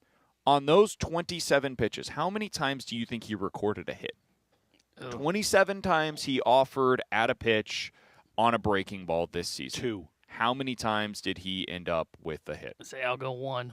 It's going to be low. It's 0. It's a BK game. 1. Damn. 1 hit, man. Way to go, Tanner. And last year it was 55 at-bats, and it resulted in 10 hits on the season. He hit 182 against them with basically no power. So far this year, 037 against them with literally no power. It's very clear what's happening. Now it becomes a question of how do you combat that? If you're Jordan Walker, what's the plan? What is the plan to help you in this one area? Because against fastballs this year, he's mostly been fine. Against off-speed pitches this year, he's actually been great. It's the one pitch. The one thing that's been a problem for him is the same thing that it's been since the day that he entered the big leagues. It didn't work with the messaging at the minor league level. It didn't work with the messaging with the previous hitting coach. This hitting coach seems to be working with basically everybody. I saw even earlier today, Nolan Gorman, who's not having a great year, but it's been fine for the most part. He's lowering his chase rate. He was at 29% in terms of the chase rate over the last 3 seasons. It's really high. This year, 22%. When he swings in the zone, he made contact 76% of the time over the past 3 years. This year, 87% of the time when he swings in the zone, he's making contact with it. So it's getting better for Nolan Gorman. We're seeing the results start to improve, and we're seeing the process look better, and the results should start to follow. Right now, the process is still a work in progress for Jordan Walker, and hopefully he's able to find what his answers are, similar to what Gorman has. And I hope they continue doing this, too. Like, I hope for the rest of this season, it's not just Jordan Walker. I mean, they've done it with Victor Scott through his struggles. I mean, we really aren't even talking about it as much, but he went through them and he found his way out. We have bashed on Ollie and the management for a long time of their inability to just stick with younger guys because they've been in that winning mindset. But whether it's Jordan Walker, whether Victor Scott goes through this again, Nolan Gorman does it, heck, maybe a Mason Wynn goes through this. I hope they just continue to put these guys out there and say, figure it out. Because this is the perfect evaluation for Chaim Bloom at the end of the season. Like, Chaim is going to take over, and in front of him, he's going to have folders on all of these players to say, we know what this guy is. How does he fit with our team? How does he fit with my idea of the Cardinals for 2026? And if you enter this season with Walker going down to Memphis, or if Burleson goes down to Memphis, or if Gorman goes down to Memphis because they're not hitting, then he's not going to know. And then we're going to be doing the same song and dance again next year. I just want answers for the Cardinals for 2026. We mentioned earlier today why we think that it's crazy they're doing this with Ryan Fernandez. This is who you do it with. Jordan Walker's the guy that you stick with. Nolan Gorman's the guy that you stick with. If you had issues with Victor Scott in terms of the overall results, you haven't. He's been great, but he did go through a little bit of a slump. They stuck with him for this reason. Those are the players that you stick with, not Ryan Fernandez. Because pitchers can figure that out in the minor leagues. They give them a couple of weeks to work on something and gain your confidence back. Hitters can't do that. Pitchers are a lot easier to go down, like Fernandez, for example. Go down and say, hey, work on the shape of the slider, right? Work on the location. Because pitchers he dictate can control the games. that. Exactly. And then when you send a hitter down to the minors, it's not a guarantee that AAA pitcher is going to be, hey, what's Jordan Walker's weakness? Oh, it's the slider low. Yeah, I'll help him out on that. No, those guys are, depending on what their role is, either one, working on everything as a starting pitcher down there, fine-tuning their craft, or maybe they're a bullpen arm that's working on, like Chris Roycroft, for example, which was, I'm working more on the movement of my fastball and sinker, trying to get it up to 98 miles an hour. Well, that doesn't benefit a Jordan Walker in the minor leagues who needs you to be throwing him sliders low and away. And even if they do throw you sliders low and away, they're not the same as what you see at the big league level. 100%. Right? Like they're not as effective. A lot of the time, they're just completely out of the zone. So you're like, okay, that's 4 feet outside. I'm good here. I can go ahead and just spit on that. That's not what happens up here. Up here, they're nipping the outer corner of the zone and finding a way to throw it right by you, and you offer at it, you chase at it, and it becomes a problem, and then it ends up in his head. 314-399-9646 is the Air Comfort Service text line. We got this from Graybeard. I got a bunch of texts on this segment.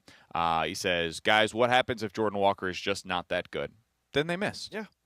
That's what this year is all about, and that's honestly, to me, what the next couple of seasons are about. I know that a lot of people will just be out on Walker after the season, but the idea of a first-round pick with all of the tools in the world, and Walker has that. He's fast, cannon of an arm, swings as fast as anybody in baseball, hits the ball as hard as anybody in baseball. Like, he's got all of the tools that you could possibly ask for.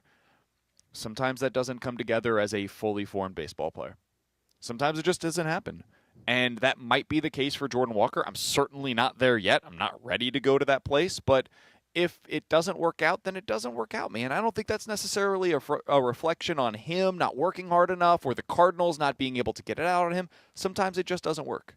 And he's 23 years old. There's still a lot of time to be able to find if there's something a little bit more in there. Yeah, I think if he just isn't a good player, it's just a major miss from the Cardinals. And you can look at it of one of two things. They missed on a first-round draft pick, and I think it will be fair to say that there might have been a little bit of rushing him through the system to get him up there at the start of 2023, and maybe that's something that they learn from as they move along as an organization in years to come.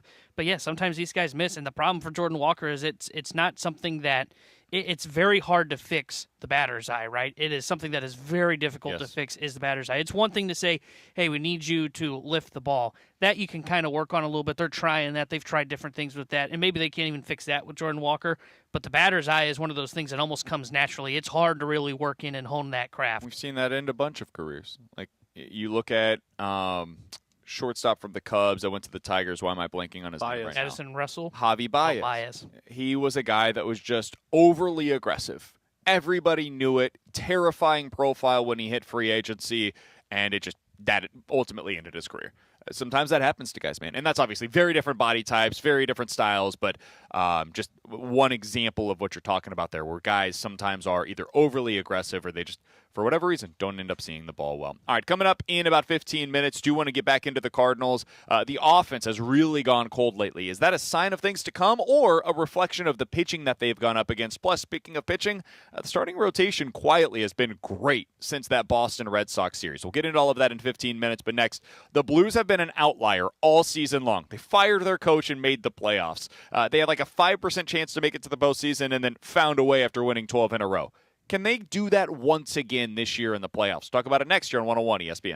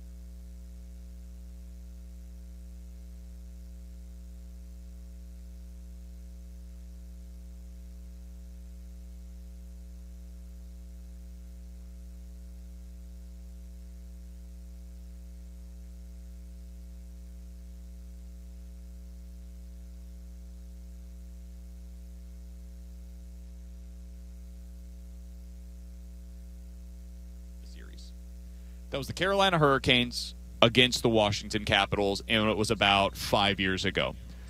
So, Alex, when you think about this and their ability to be this outlier team, what do you think has to happen for them to pull that off? Their goaltending has to rob a game. And I mean, they have to pounce on the home ice. Like, that's the biggest thing. Like, what Chris Pronger told us is absolutely correct. Like, you just need to steal one on the road. Like, you just need to steal one on the road to win this series, and it doesn't matter which one, but you also have to take care of business on home ice. The Montreal Canadiens are saying the exact same thing right now, just like the Edmonton Oilers are saying the exact same thing right now. We're down 2-0 into the series, and we could get back into this one. But to get back into it, you have to win this one tonight. Because you think the odds are against you being down 2-0, try looking at when you're down 3-0, because then you got to go win 2 games in Winnipeg. Yeah, so no, not happening. I think what this comes down to is, can you take advantage of the area that you've been the best team in the National Hockey League since the Four Nations break on home ice?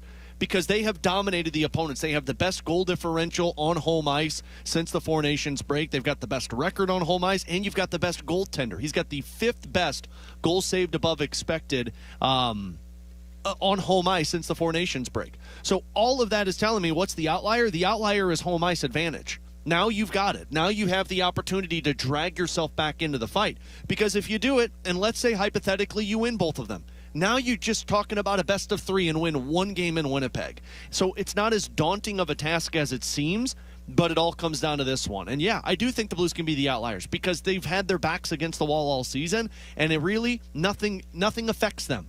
This is one of those, yeah, you weren't supposed to be here. You're not supposed to be you're not supposed to be the favorite. You're not supposed to be the team that every national outlet is talking about. You're supposed to be the team that everyone thinks you kind of drift off into the shadows and disappear. And I think you can pull that off. You put doubt into Winnipeg's head if you can win this game. From the 3-1-4, can they be the outlier? Sure. However, it is highly unlikely, and I'm okay with that. I don't like I'll root for them because this has been an amazing experience for the kids. That's the big daddy booty person from yesterday. I guarantee it. That's just the 3-1-4. Same. T-Bone, how do you view this going into tonight's game? Can the Blues be the outlier once again? Yeah, I think they've got a chance to do it. I think it comes down, I mean, you mentioned the goaltending, and if you want to look at something that is what can potentially end up being kind of their gold star right now is if you slow down that Schleifele line, you will be fine. Because you mentioned it.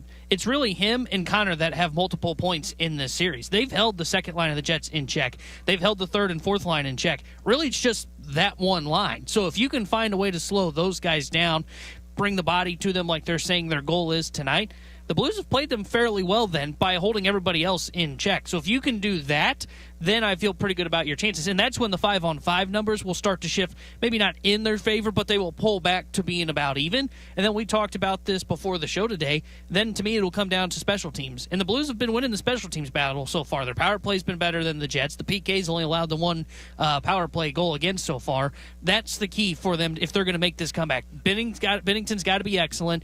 You've got to slow down that top line so everything kind of evens out at 5-on-5. And then you just got to win the special teams battle. So they've been taking care of 2 of those 3 things so far. BK, I know you had those numbers in the open talking about, the underdog and how the outlier is, Carolina in 2019 just outplayed and dominated the Washington Capitals. I'm not going to try and polish a turd and say that the Blues have outplayed Winnipeg and have just dominated them, but they've been toe-to-toe with them throughout this series. Again, the third period, we're talking about a 5-minute span that Winnipeg has just pounced on a couple of mistakes by the Blues. So that's another outlier in this. This is not Winnipeg is blowing you out of the water and you don't deserve to be here.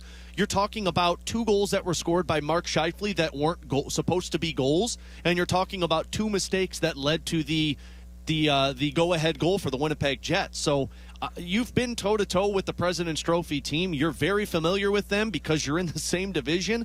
This does not seem like a series that you're just going to drift away because they've taken a 2-0 lead.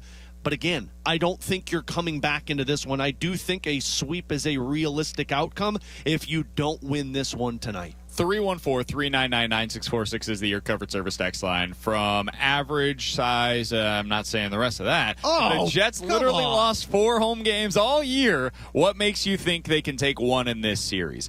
Jets were the best team in the NHL at home ice this year. One of those 4 losses that they lost all year, the Blues beat them. Yeah, I think it was 7. 37-4 in regulation. So 7 home losses in regulation during the regular season. They were unbelievable on home ice this year.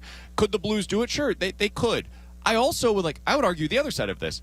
That's part of what led me to believe this is going to be a really tall task in this series to take down Winnipeg.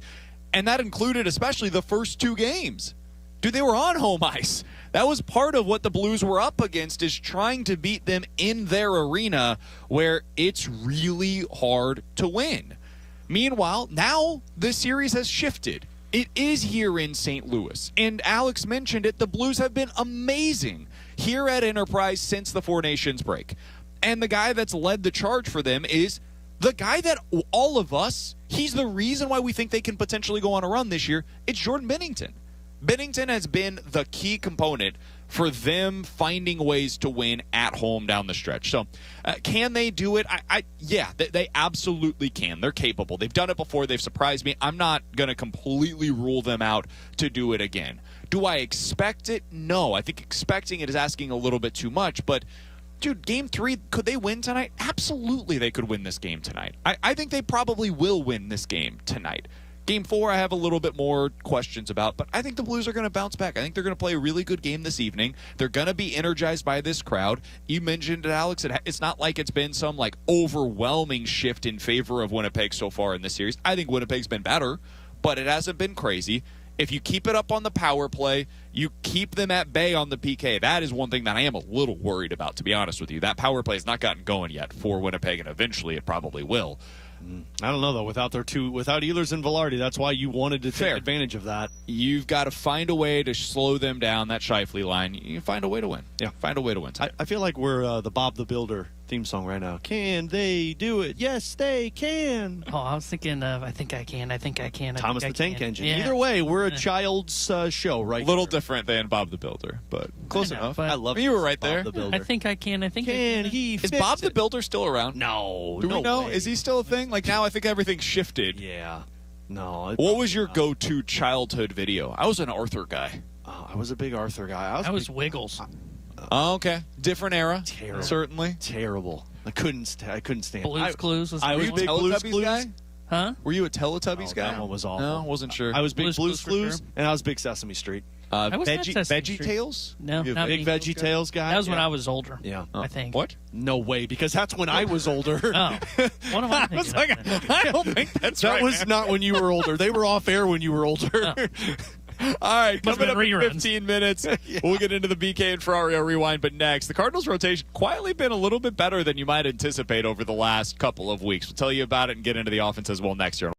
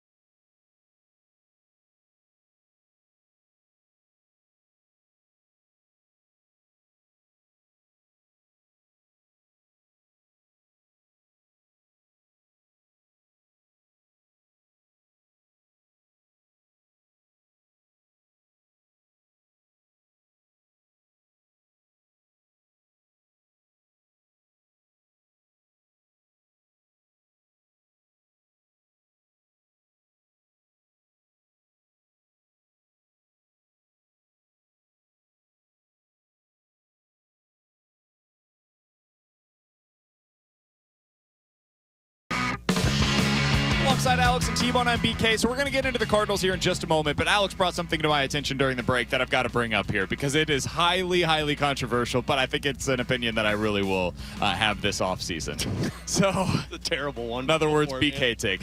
According to the fourth period, the Penguins are likely to explore Erik Karlsson trade options this offseason. Now, they got this from the 32 Thoughts podcast. That's where it originally had stemmed from. Alex, I don't know what their plan is. I don't know what they want back in return. I don't know how much money they're going to be willing to retain. However, just hypothetically speaking, we don't have to spend too much time on this. If the Penguins called Doug Armstrong and said, hey, we'll do a straight flip. Justin Falk goes to the Penguins, and in return, the Blues are able to get Erik Karlsson at the exact same rate as Justin Falk. So the Penguins are eating like $4 million in this deal. So they're money in, money out, same thing from that perspective. It's just you're basically flipping Justin Falk for Erik Karlsson. Is that something you would consider if you're the Blues? Hell no. Okay. And I would hang that phone up as fast as possible. To me, one, it wouldn't happen because the Penguins aren't going to eat $5 million of that contract unless the Blues are giving them a really good sweetener. And I'm not trading a sweetener for Erik Karlsson. He is a... People don't like Justin Falk in St. Louis because they think he's a defensive liability. Watch Erik Karlsson play. He's awesome. The sexy numbers, man. He had 100 points 3 years. Go back and watch Game 2 when Justin Falk was in his own end and Winnipeg was coming at him and he kind of panicked and didn't get the puck out of the zone. That's every single shift Erik Karlsson is on the ice. He does so much offense. I get it, but like so skilled. I could not say no fast enough because like there was Erik Karlsson cannot play the penalty kill. Sure, he's on the power play, but when he is at 5-on-5, the dude is a liability in his own end. So the offense you're going to get makes up for Justin Falk with Broberg and Fowler. I mean, we already saw how great offensively Fowler was this season, and imagine what it'll be for 82 games next year. And defensively, I'll take Justin Falk any day of the week over Erik Karlsson. Totally fair. I understand the perspective. I use a service from Jay Fresh where he like rates on a percentile how good you are offensively and defensively. He is in the 0 percentile. That's giving him is too much Erik credit. Karlsson defensively, which means he is literally the worst defensive defenseman in the NHL, and that has been the case for each of the past 3 seasons. So this is not some outlier performance. However, 99th percentile offensively. So the guy is like, you know, in Madden, you can like change the scrollers, right? Where you can look at, you can go in and you can like fix. Okay, awareness 99 over. That's basically Erik Karlsson, where you go all the way on one thing and all the way to the other side on the other. I would really consider it, but we don't have to spend any more time on this. It's something we can get into more in the offseason. All right, so I did want to talk briefly about the Cardinals here before we get into the BK and Ferrario Rewind on the other side. The rotation has quietly been pretty damn good for them. Now, I'm going back to the start of the Phillies series, so post-Pittsburgh Pirates series here. That's the span that we're talking about here. So the last 4 series for the Cardinals. The rotation has a 2.6 ERA. That is good for 4th in all of Major League Baseball. That's awesome. Now, here's the problem. You're not winning baseball games right now. That's a little bit of a problem. And that's twofold. 1, the bullpen, as we've talked about over the last couple of days. But 2, your offense has really gone into a bit of a tailspin lately. Now, in that same span, so dating back to that Phillies series, you're bottom 10 in most offensive categories right now. Alex, do you think that is a reflection on the pitching they've gone up against? Because they've gone up against some studs. New York, I undersold it. That pitching staff looks really good. The bullpen's amazing. Griffin Canning figured something out with them, apparently. Their pitching is very good. You went up against very good starters against Houston and some of the best starters you'll see all year in that 3-game set against Philly. So is it to you a reflection of the pitching that they've gone up against, or is this a sign of things that could potentially be on the horizon for the Cardinals offensively? I think I kind of fall in the middle of that, but to pick a side, I'd say it's a little bit more of a sign of things to potentially come. And I'm not taking anything away from the pitching because they have gone up against some really good pitching, but also their offense has stumbled a little bit and haven't been able to get the job done against the bullpens. And I don't think the bullpen has been this elite bullpen that you've been seeing throughout this last stretch. The concern of why it's a sign of things to come is what we talked about a couple of weeks ago, where you and I kind of went back and forth of why I'm just not ready to invest in it yet, because fatigue will set in. Now, look, they've dealt with some injuries. You've had guys in and out of the lineup, but at some point it gets exhausting knowing that you have to find a way to score more runs. Now, the pitching's been doing its job, but a little bit of that back and forth when you're doing tug of war of, cool, the pitching has been great, but now the offense is probably hitting a wall for how much they've had to do in the early portion of the season. So I think this is just a slight tick towards a sign of things to come later on as we go deeper into the season. I would lean towards it's a sign of things to come as well, because I think, at least when my perceived expectations were for the offense coming into the year, was they were not going to hit for a ton of power. Yeah. And I think you're starting to see them kind of come back to reality on that, because they started off pretty well doing that, where they were hitting for power. And to be fair, they are slugging still sixth best in the league at 403, which tells you where baseball is right now when it comes to hitting for power. And a lot of that, Nobody's again, was basically Ivan Herrera was amazing early on, and since Exactly. then you haven't had that same power. And without him, I just don't know who else is going to continue to do that. Like, Donovan, to me, is going to start to come down a little bit on that tier. I don't know who the guy is outside of Contreras that is going to really bump up that slug, because you're going to need multiple guys to potentially do that. You're going to need Walker to start bringing some more power to the table. So I think it is a sign of things to come. But when I say that, I still think they're probably going to be a top half offense in all of Major League Baseball. I just think they're not going to be top 10 as to where they are right now. Yeah, when I look at it, like in this stretch of time that we're talking about since April 11th, you're 5-8 overall, fourth best starter ERA, 21st in OPS, 23rd in bullpen ERA. A lot of the offensive struggles are young guys that have gone into slumps. It's Victor Scott, OPS below 700, Alec Burleson, Mason Wynn, Nolan Gorman, Jordan Walker, all of those guys OPS below 700 in this stretch of games. That is something that is a sign of things to come. You will have young guys that fluctuate. They'll go up, they'll go down, they'll go up, they'll go down. That is part of the difficulty of building around young players as a significant part of your roster. What I do think is potentially a little different for me is I think that's going to bounce back up whenever this team gets something closer to full strength offensively. And a big part of that is Ivan Herrera. I just have so much belief in what Ivan Herrera could be for this team offensively, and it takes some of that weight off of other players. Like, you put him into the middle of this order, I think it looks a lot different right now. So that would be the big thing for me. Is it a sign of things to come for the young guys? Probably. Is it a sign of things to come for the offense overall, where it's going to take a massive step back? I am not anticipating that. I think you'll still be a top half of the league, potentially top 10-ish offense by the end of the season. Coming up next. Can I do one more real quick? Go back to hockey for you. Because at moneypuck.com, just so we could squash this before the offseason begins, at moneypuck.com, minimum of 400 minutes played together. I don't think what you're about to say is the point that you think that you're about to make. Expected goals against is what I was going for. Yeah. Yeah. You were looking at the expected goals for per 60 minutes, which fine. Let's go back to that though, real quick. The expected goal. No, we can't still, because the expected goals against per 60 minutes is the fifth worst defensive pair in the National Hockey League. They're expected to give up 3 goals. Let's be per clear on 60 what minutes. we're talking about here. So Alex looked up over on Money Puck the Pettersson-Carlson pairing, which played 465 minutes together this season, which is a ton of time on the ice together. They expected goals for per 60 minutes were the number one defensive pairing in the NHL this year at 4. 4 expected goals for per 60 minutes. And expected goals against, they were bottom 5 at 3. In other words, per 60 minutes that they were on the ice, they outscored the opposition on average based on the quality of their chances by a goal per 60 minutes. Fine, but that's really good, dude. That's really good. Because if I got a line that's going to be playing 23 minutes a night and potentially giving up 3 goals per game, get them off the ice. Yeah, but they are outscoring the opposition. The goal is to score more goals than the other team. We'll talk about this another time. The Rewind is next.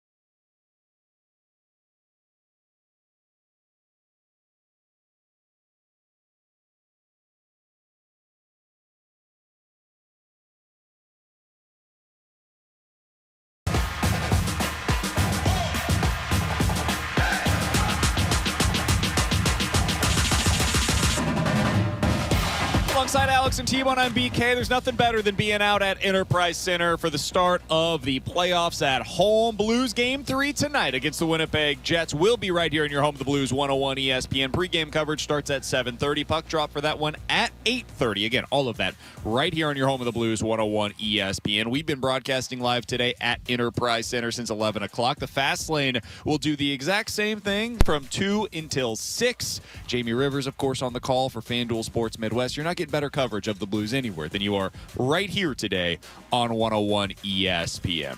All right, Alex, Game 3 tonight. Let's go over our final thoughts on this thing before we talk it over again tonight for pregame. I'll be here with you. T-Bone will be here with you for pregame as well.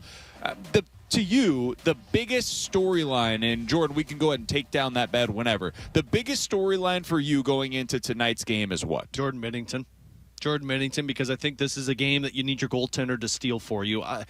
The other storyline, because I think there's like 3 big ones, is the offense and how you can generate it, and it's stopping Connor and Scheifele. But for me, it's Jordan Binnington, because this feels like a game that you might have to win 1-0, 2-1, low-scoring affair. It feels a lot like overtime. I know nobody likes the sound of that when it's an 8:50 puck drop, but these are the types of games in series that can either go end in 4 or can get to 6 or 7. And tonight, Jordan Binnington's going to have to be the hero. He's got the 5th best goal saved above expected in the National Hockey League since the Four Nations break on home ice. And I know that's really cherry-picking stats. That's great. But I'm doing it because he has been the best goaltender on home ice since the Four Nations break, and that's where the advantage comes your direction. For me, it's do they slow down the Scheifele line or not? I think that's the biggest key. I mean, I think the 3 things that lead to victory is Jordan Binnington plays an excellent hockey game, which he's done so far in the first 2.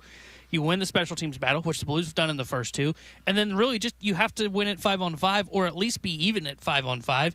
And what's the one line they haven't been able to stop? It's that Scheifele line. So I think that is the biggest storyline tonight. Do they find a matchup that works for them? Will they go with the Shen line to try and slow them down? Will it be the WTF line?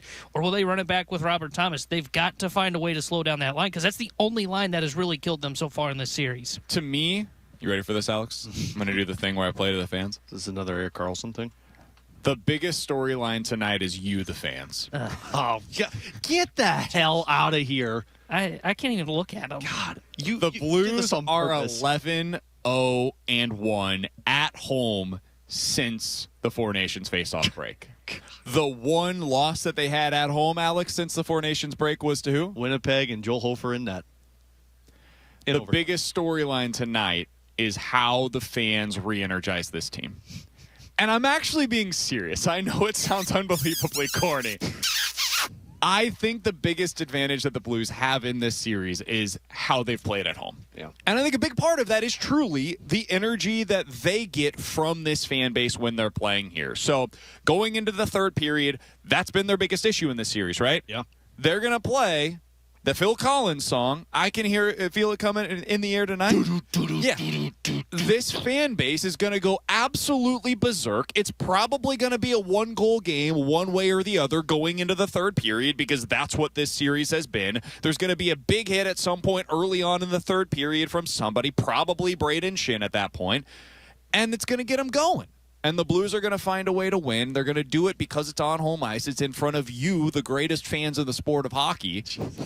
And they're going to be down 2-1 in this series. He's not going up pregame. And they'll have an opportunity to get right back into this thing on Sunday. You know what, though?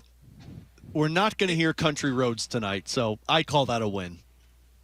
I'm glad we went on music, not X's and O's. Yeah, you know. Yeah. Oh, and fan experience. And then tomorrow, if they lose. And towel waving. And tomorrow, if they lose. They've got the towels ready to go for all of you guys here. And tomorrow, if they lose, BK's going to come on the air and be like, you know what? Let's not get down about this. Why do fans got to complain about wins or losses? Enjoy the experience, man.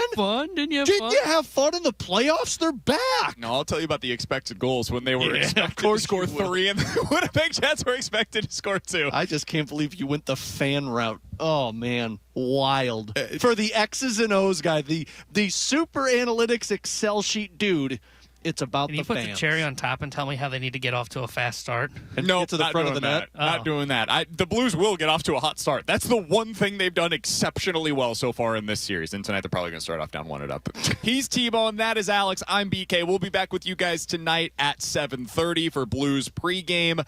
Joey Vitale, Chris Kerber on the call tonight for Game 3 between the Blues and the Jets. You'll be able to hear that on your radio exclusively on 101 ESPN. Been a pleasure to be able to do this today out here from Enterprise Center. Drew has been the one that's made all of that happen for us out here. Jordan Deacon made it possible for us back in the studio. We will talk to you guys tomorrow at 11 a.m. to break this all down. The Fast Lane's coming up next here on 101 ESPN.